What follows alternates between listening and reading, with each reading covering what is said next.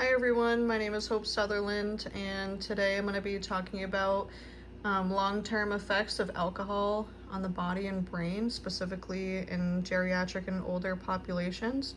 The title of my PowerPoint is Aging Under the Influence. So first slide, what is alcohol? Alcohol is ethanol. For those who don't know what ethanol is, it's a small molecule that crosses your biological membrane. For this specific purpose, we're going to be talking about drinking alcohol, not rubbing alcohol. And when I mentioned the biological membrane, I'm sort of talking about the blood-brain barrier. I don't know if anyone's ever heard of that before, but if you have not heard of the blood-brain barrier, it's pretty much cells that get together to defend the brain from any harmful thing that can happen to the brain, any harmful substances. To make things a little bit easier to understand, it's pretty much a shield of armor for your brain. Alcohol is a central nervous system depressant. This means that it slows down the brain's activity. This can be confusing for most because sometimes when we think about alcohol, we think about people getting rowdy and crazy, and we think about it being a stimulant, which is some type of substance that gives you more energy, but it's not. It's a depressant. Alcohol affects almost every organ in your body. This is especially true with your brain, so every organ, including your brain. Excessive alcohol consumption leads to accelerated aging. And alcohol doesn't just slow the brain's activity, it alters the communication between the neurons and changes its structure over time. Slide 3, how does it enter the body? So obviously you drink alcohol, so it enters through the mouth, goes down through the stomach, goes down to the small intestines, into your bloodstream, it's metabolized to your liver, and then goes to your brain. Approximately 20% of alcohol is absorbed through the stomach, and then 80% through the small intestines. And it enters your bloodstream pretty rapidly. Alcohol is metabolized through your liver specifically. In older adults, they have a lower total body of water. Their liver metabolism is also decreased and slower. So when they drink alcohol, they have a higher blood alcohol concentration from the same dose as someone who's younger. So if I was to drink 1 glass of wine and someone that's 70 years old would drink 1 glass of wine, they would have a higher blood alcohol concentration. This leads to older adults becoming more intoxicated when they drink alcohol than younger people. One thing I forgot to mention before I enter the next slide, I did just want to point out right here, cited sources, and I cited the picture. Same with the last slide, and this one has nothing. Again, cited my sources right here, and in this slide we're going to be talking about neurotransmission. Alcohol, because it's a depressant, it results in sedation. It can make you tired, you can have impaired memory, slower reaction time, which is why you should never drink and drive. On the screen here, you can see it alters communication, slurred speech, your motor function. It can even change your vision to kind of look like this picture if you have too many drinks in your system. Repeated exposure also changes your dopamine pathways and serotonin signaling. So your dopamine, that's your feel-good chemical. For the serotonin, it's kind of similar, but that's your happy chemical. That's when you get happier with your mood, your sleep, your appetite. This also changes opioid signaling, and that's your pain receptors. So how you feel pain. So if you drink enough alcohol, you might not feel pain the way that you would if you were sober. So all of these combined can lead to, like I said earlier, your communication, your slurred speech, your motor function, your vision. So for motor function, that's, you stumbling over. We all know what slurred speech is because I just had it a second ago. And then your communication, you might not understand what people are saying or getting offensive. So for our next slide, we have the aging brain versus alcohol brain. So this is going to talk about how our brains age naturally and how it looks like when we get older versus how alcohol or regular alcohol consumption affects your brain when you get older. So alcohol primarily affects your frontal lobe and your cerebellum. It also accelerates and speeds up the aging process of your brain, so your brain gets older faster.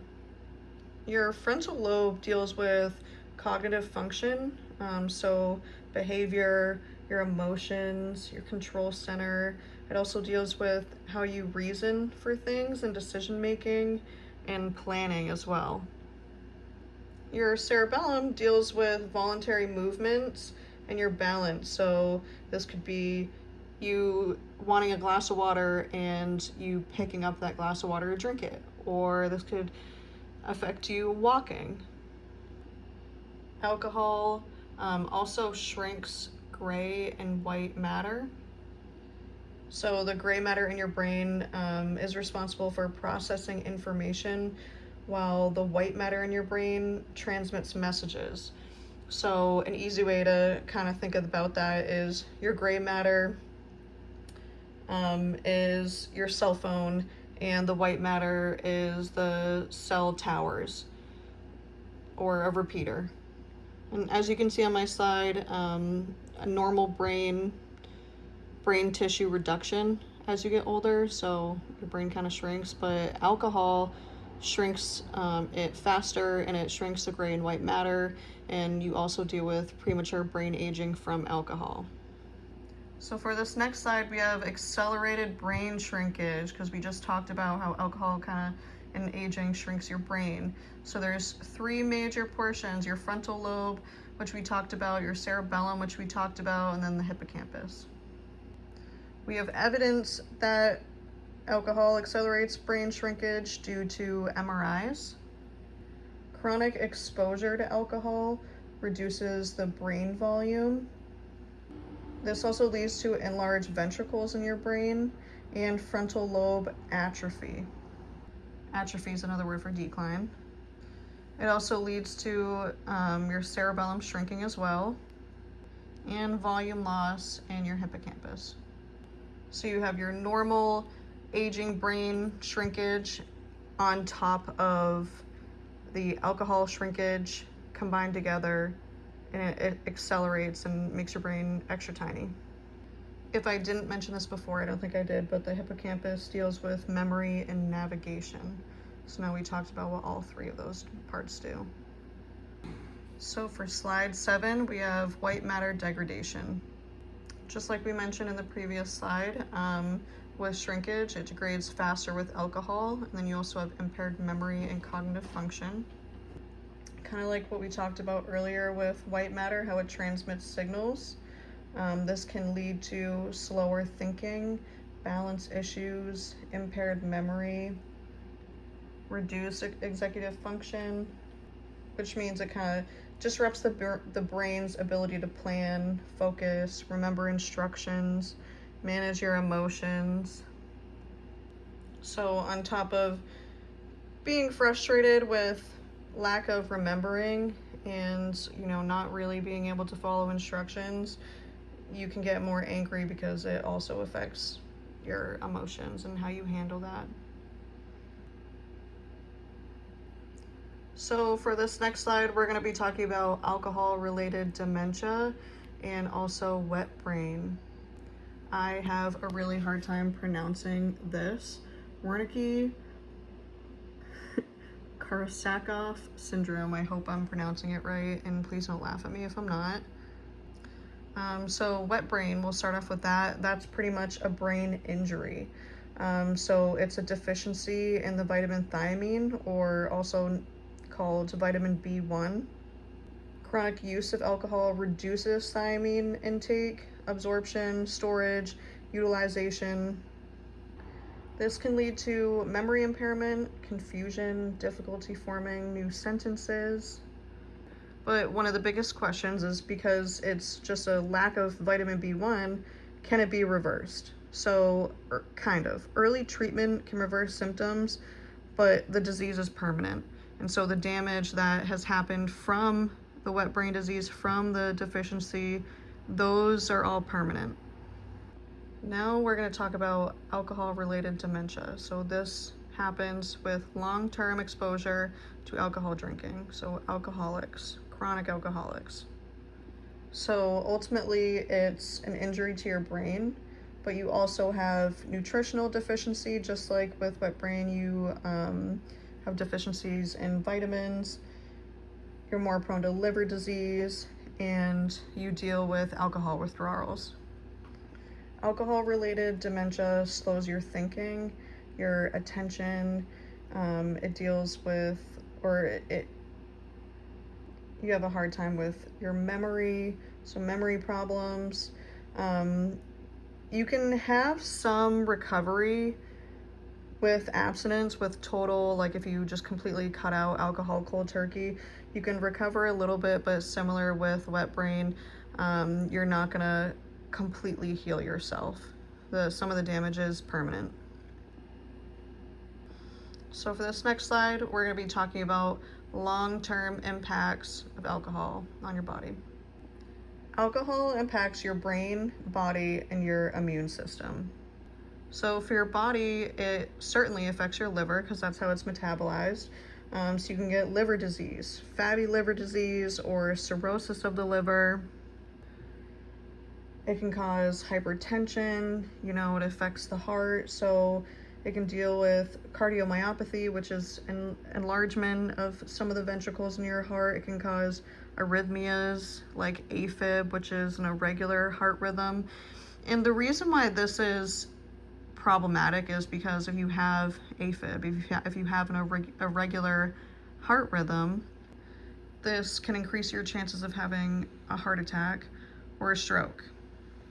Alcohol can also lead to osteoporosis, which is weakening bones, which can also lead to you falling, or you falling under the influence, especially when you're older, can be problematic. This is also an issue because a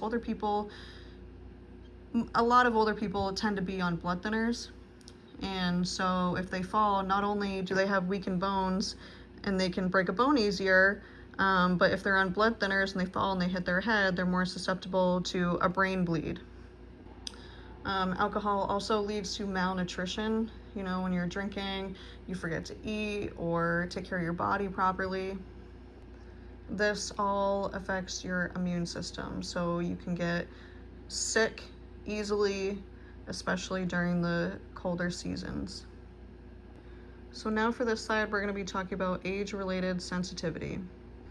So older adults have more changes of physiological changes and brain changes with aging, which makes them more susceptible, or more vulnerable, I should say. For physiological changes, this can mean decreased liver metabolism. So we talked about this earlier, being able to metabolize and process that alcohol slower, which makes them more drunk. I mentioned earlier their total amount of water they have in their body is lower, and alcohol is a diuretic, so to make you pee more, so that also lowers it on top of it. They also have reduced muscle mass. I mentioned earlier a higher blood alcohol concentration in comparison to younger people. So it is slower to eliminate out of their body. And another big one is, I kind of mentioned this in the last slide, but elderly or older people tend to be on more medications, and a lot of times those medications don't mix with other medications, or they don't mix well with alcohol. But when people are alcoholics and they're addicted to alcohol, they mix the alcohol with the medications that they're supposed to be on. I mentioned earlier brain changes, so It not only does it damage your brain, but it shrinks your brain as well. We talked about alcohol-related dementia and wet brain, because I can't pronounce the actual word for wet brain. And like I've mentioned multiple times, the same amount of alcohol produces a greater cognitive impairment in older adults. So they're gonna feel a lot more silly and loopy drinking 1 glass of wine than I would, and I'm 28 years old. So for this side, we're gonna be talking about recovery. Recovery is possible, but it's not always complete. So abstinence or going to rehab or cutting back, you can recover some damage from alcohol, but there are some permanent damages that cannot be reversed. Some research does show that abstinence, so complete cutting off alcohol cold turkey, that can improve the white matter in your brain. It can also improve partial brain volume recovery and your cognition. But recovery just depends. It depends on the duration of alcohol use, how long that this person has been addicted to alcohol for, how old are they, their nutritional status, if they've taken care of their body. And this also depends on if they have liver disease and the severity of the damage to their body. And so some damage, like we talked about earlier, or severe white matter injury in your brain, that is permanent. But because some damage is fixable, recovery is especially important even at any age. So our final slide for a conclusion, we talked about the neurotransmission, age susceptibility, brain damage, some prevention, recovery. We talked about how alcohol rapidly reaches the brain and alters neurotransmission. We talked about age increases susceptibility to alcohol's harmful effects. We talked about chronic alcohol use and how that accelerates your brain aging and shrinkage. White matter, frontal brain regions are especially vulnerable when it comes to alcohol. How you can recover with abstinence, but severe damage can be permanent. Prevention and early intervention are especially important in geriatric populations. It's never too late to quit drinking. Now for our question slide, if anyone has any questions, they can always send me an email and ask me. This is my works cited for all the images on each slide, and my works cited for the information I got from the slides. I wasn't sure if they still need to be peer reviewed, so I just stuck with the trend and I did peer reviewed and I put it in APA format.